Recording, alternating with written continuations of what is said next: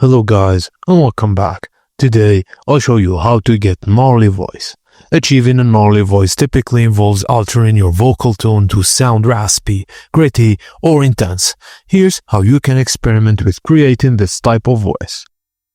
It's categorized by a raspy, rough, or edgy quality, often used for characters, rock music, or voiceovers needing a raw tone.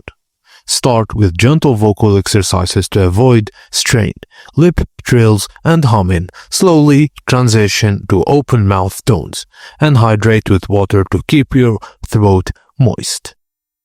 Use your lower vocal register, speak or sing from your chest rather than your throat, and practice by lowering your pitch, speaking in a deep tone. Slightly tighten your throat muscles to create gravelly effect, and try whispering loudly and gradually add volume while maintaining the rasp.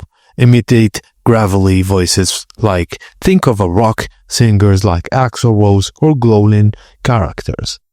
Next, push out more air while speaking or singing to give your voice a rougher texture and combine breathliness with low-pitched sounds.